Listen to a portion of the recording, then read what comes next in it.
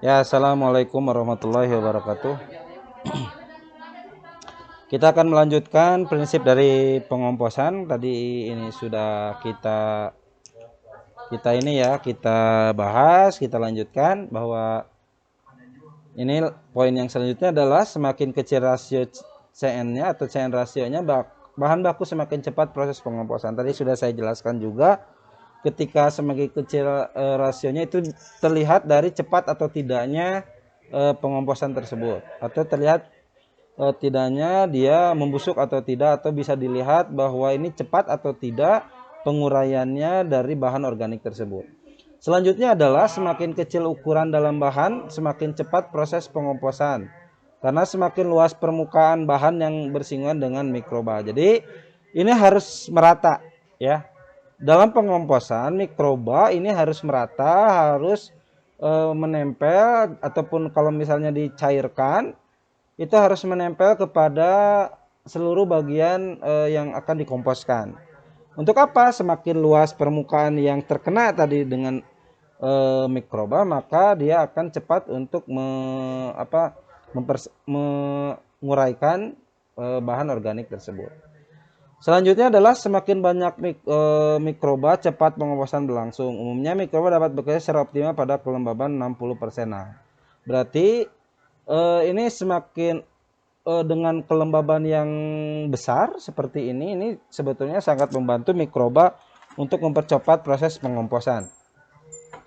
Selanjutnya adalah aerasi. Nah, ini aerasi ini apakah kita, ini tergantung ya, dalam seminggu tergantung dalam kondisi kita, apakah akan melakukan dengan cara aerob atau anaerob gitu ya.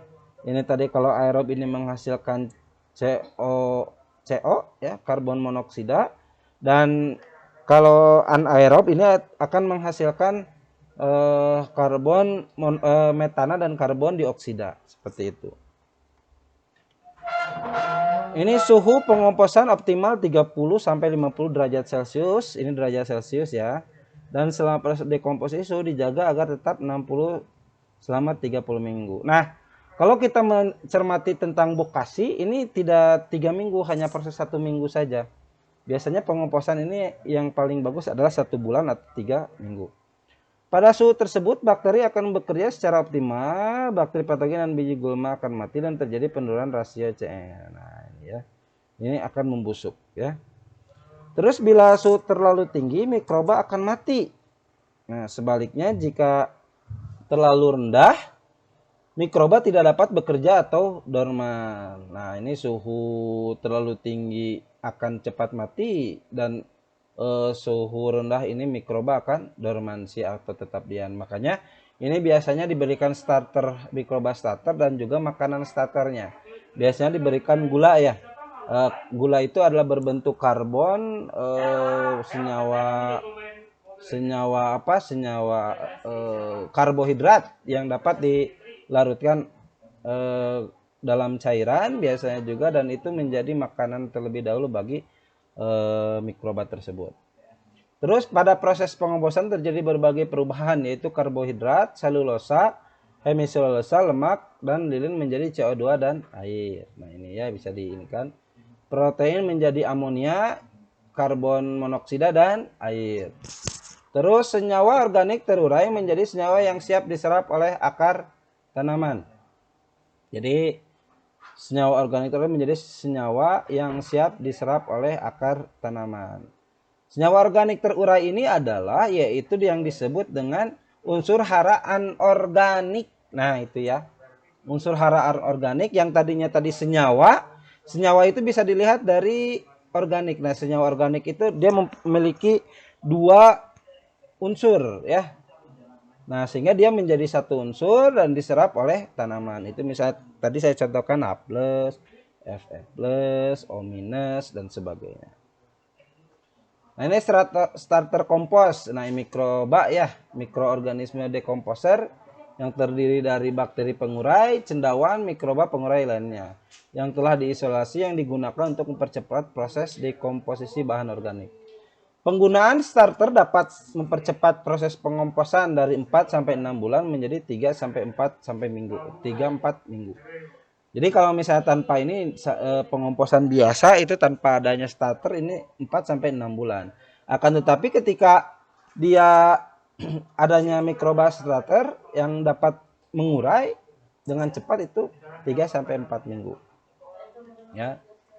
Ini beberapa aktivator starter yang dikenal di pasar. Ada Orgadex, Stardex E4 yang sangat terkenal, ada Harmony, Fix Up Plus, ini ada Trichoderma, kita mengenal dengan Trichogy. Trichogy itu singkatan kepanjangan dari Trichoderma dan Gliocladium atau Gliotricho atau molase. Ini mikroorganisme lokal buatan sendiri biasanya. Itu biasanya diambil dari akar suatu tanaman lalu diperbanyak, tapi kita tidak tahu terdapat banyak apa mikroorganisme lokalnya gitu ya. Tapi ini sangat berguna sekali untuk para petani yang emang sulit mendapatkan mikroorganisme yang ada di atas. Nah, ini secara global terdapat 5 golongan yang pokok, 5 golongan yang pokok yaitu bakteri fotosintetik, Lactobacillus, Streptomycetes, Ragi atau Antimycetes. Ini bisa kalian baca ini di sini. Yang pertama adalah bakteri fotosintetik, bakteri bebas yang dapat mensintesis senyawa nitrogen, gula dan substansi bioaktif lainnya. Ini contohnya adalah tadi Mycorrhiza ya. Mycorrhiza yang dia bisa menjadi bintil akar, terus hasil metabolisme yang diproduksi dapat diserap secara langsung oleh tanaman sedia sebagai substrat untuk mengembangkan mikroorganisme yang menguntungkan. Nah, adapun selain itu ada yang disebut Azolla pinnata.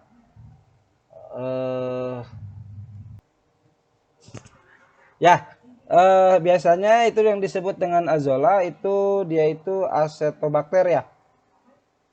Dia dapat mengikat nitrogen. Kalau misalnya Azolla itu tidak mempunyai acetobacter, dia tidak akan mengikat nitrogen. Nah, yang mengikat nitrogennya adalah acetobacter. Terus Lactobacillus. Nah, ini sebetulnya Lactobacillus itu Yakult ya. Sebetulnya ini Yakult karena dia memproduksi asam laktat sebagai hasil pengurai gula dan karbohidrat. Dan ini bisa menguraikan ya dengan lumayan cepat dan dapat mensterilisasikan mikroorganisme yang lain. Nah, ini ya namanya Lactobacillus sp karena Lactobacillus itu banyak ya. Terus selanjutnya adalah ragi atau yes. Ragi memproduksi substansi yang berguna bagi tanaman dengan cara fermentasi. Substansi bioaktif yang dihasilkan oleh ragi berguna untuk pertumbuhan sel dan pembakaran akar. Ragi ini juga berperan dalam perkembangan atau pembelahan mikroorganisme menguntungkan seperti Actinomycetes. Ya. Streptomycetes ini mengeluarkan enzim streptomycin. Ini streptomycin yang bersifat racun terhadap hama dan penyakit yang merugikan. Nah, ini. Terus Actinomycetes. Jadi ini asam amino dan zat merupakan produksi bakteri fotosintesis menjadi antibiotik mengendalikan patogen. Ini contohnya seperti Gliocladium ya, termasuk dalam ini. Terus metode pembuatan kompos. Ini bisa kalian lihatlah metodenya, silahkan dengan cara kerjanya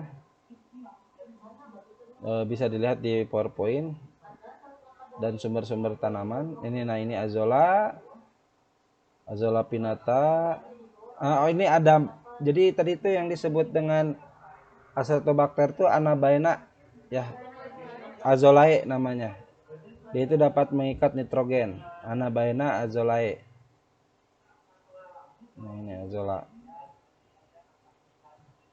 Untuk tadi cara penggunaannya atau cara membuatnya ini bisa kalian baca saja di PowerPoint. Mudah-mudahan ini berguna bagi kalian nanti untuk kedepannya dan ini bisa bermanfaat di kehidupan dan bisa membantu para petani. Terima kasih. Assalamualaikum warahmatullahi wabarakatuh.